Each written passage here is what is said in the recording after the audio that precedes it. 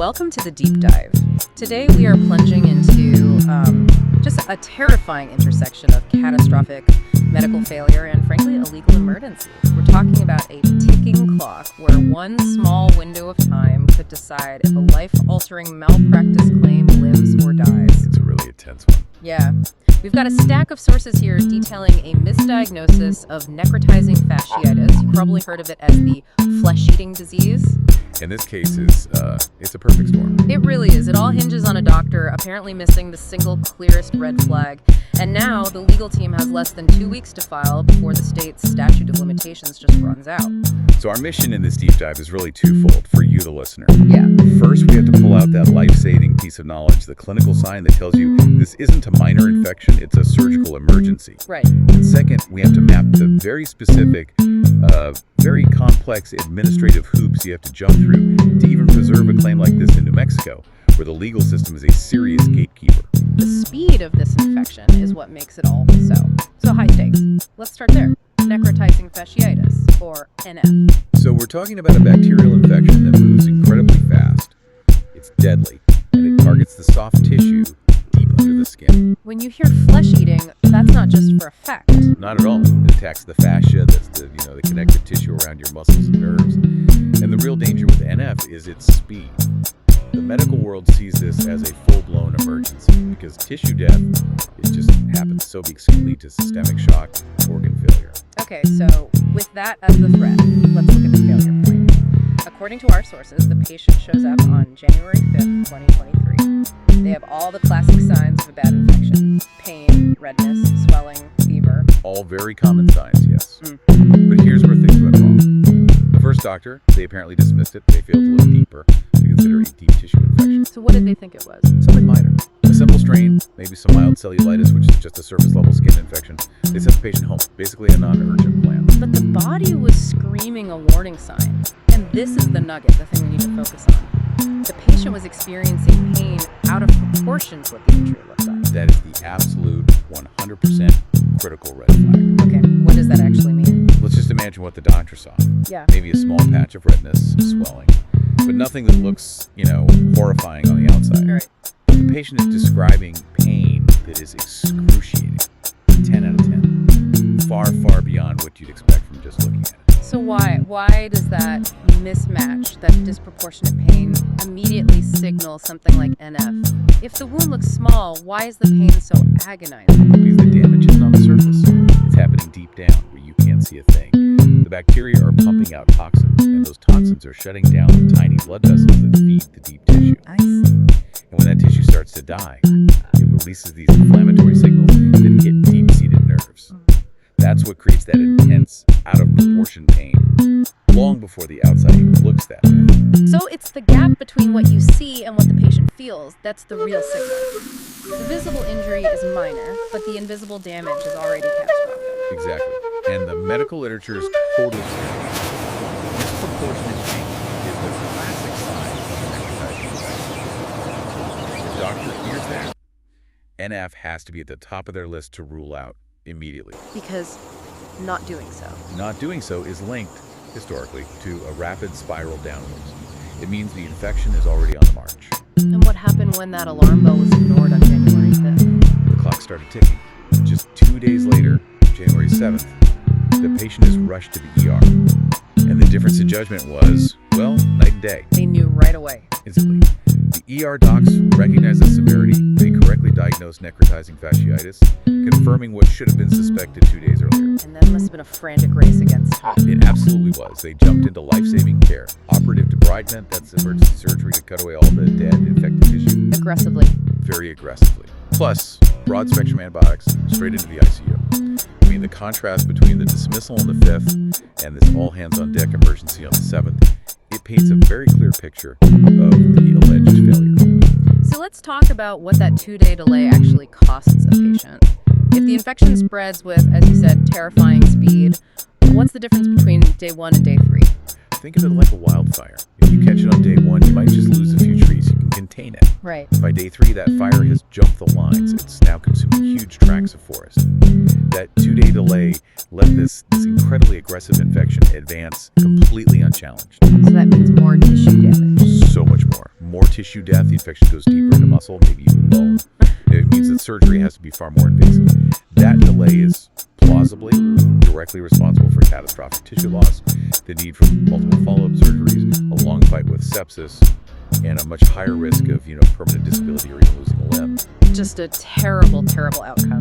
And that level of harm, it brings us squarely into the legal world. Mm-hmm. So the core of this claim isn't just that the doctor was wrong, it's that they failed in a fundamental process called differential diagnosis. That's it, exactly. Differential diagnosis is the heart of medicine. It's how a doctor sorts through symptoms to figure out what's going on. The allegation is that when you see fever, redness, and that critical disproportionate pain, NF has to be on your list. The one you have to rule out first. The life-threatening one, yes. You have to rule it out immediately. So the failure wasn't just missing the final answer. It was failing to even ask the most important question when the classic signs were right there. And how do you translate that oversight into legal negligence in a state like New Mexico? Okay, so for malpractice, you need a breach of duty. The doctor owes the patient a standard of care. Since the whole medical community agrees that disproportionate pain is a huge red flag for NF, the argument is that failing to recognize that, to order tests, dismissing it as minor, that falls way below the accepted standard. So, breach of duty is basically just a legal way of saying they should have known better. In essence, yes. Yeah. It means any other reasonably careful doctor with those exact same signs would have done something different. They would have hospitalized the patient. Hospitalized them, ordered stat labs, called a surgeon for a consult. That failure to act, that's the breach. And that's the foundation of the whole legal claim. And the consequences of that breach, that's the causation and damages part. Precisely. The patient wouldn't have needed such a radical, devastating surgery if the infection was caught 2 days earlier. The delay caused the harm to be so much worse. The extra tissue loss, the multiple surgeries, the long hospital stays. All of that is measurable, compensable damage. Now, our sources point to something pretty extraordinary and frankly concerning about the standard aspect. Was this? No, just detailed. The patient was allegedly sent back to the same specialist who missed it in the first place. You're kidding. It suggests it wasn't just a one-time error, but maybe a persistent blind spot. The sources say this specialist continued to claim no infection was present, even while the patient was clearly still in trouble. Wait, hold on. So the patient is recovering from emergency surgery for a flesh-eating disease, and the original doctor is still saying there's no infection. That's the allegation. While other non-specialist providers are actively treating them for a persistent infection. Yes, it just raises such serious questions, not just about the initial failure, but about a continued failure to recognize the severity of the problem, even after the diagnosis was confirmed by others. It adds a whole other layer to the damage claim. Okay, so we've got the terrifying medical emergency and a pretty robust legal basis for a claim. Now let's get to the part that should make anyone's heart race, the legal deadline, the New Mexico procedural maze. Right, and this is where we shift from looking at the past to a crisis happening right now. The medical error, that dismissal, happened on January 5, 2023. New Mexico's statute of limitations for med mal is generally 3 years from the date of the error. Which means we're looking at our calendar today, December 23rd, 2025. The deadline is January 5, 2026. That is, 13 days from now? 13 days. If they miss that date, the case is over, permanently. It doesn't matter how catastrophic the medical failure was. And that's because of New Mexico's strict occurrence rule, right? The clock starts when the mistake happens, not when you find out about it. Exactly. 13 days is an emergency. It's a scramble. But it's not as simple as just filing a lawsuit in court, is it? There's this mandatory hurdle, the Medical Review Commission. Absolutely. This is the critical gauntlet. For claims against what they call qualified healthcare providers, you first must submit your case to the Medical Review Commission, the MRC. You are legally barred from filing in court until that's done. That sounds impossible. If you're staring down a 13-day deadline, how do you get through a whole review process in time? You don't. But you use the legal escape hatch the state provides. It's called the tolling mechanism. Tolling, so it's like hitting the pause button. That's a great way to put it. The act of submitting a formal application to the MRC tolls, or pauses, the statute of limitations. The pause starts the day the application is mailed, and it continues until 30 days after the panel makes its decision. Okay, that's huge. It's everything. If that team gets the application in the mail before January 5th, 2026, the claim is safe. The clock is paused. But if they mail it on January 6th, the whole case is gone. So the filing itself is more important than anything else right now. What are the absolute must-do steps? First, total urgency. They have to prep that MRC application, which means getting the key medical records. Those ER records from January 7th, the ones with the correct diagnosis, are probably the most important documents they have. And then get it in the mail? Immediately. And it has to be a certified mail with return receipt. That little green card that comes back to you is the legal proof. It's the dated evidence that you hit the pause button before the deadline. Is there anything else they need to check?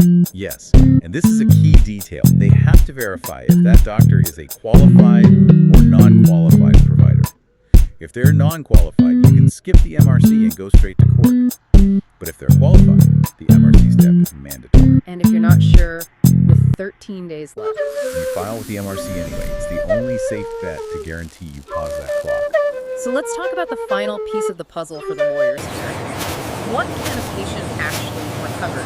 These states with extra hurdles often have caps on damages. You do. New Mexico has significant damage caps for qualified providers. For 2025-2026, non-economic damages are capped at around $750,000. And that's for pain and suffering, loss of enjoyment of life, the human cost. That's right.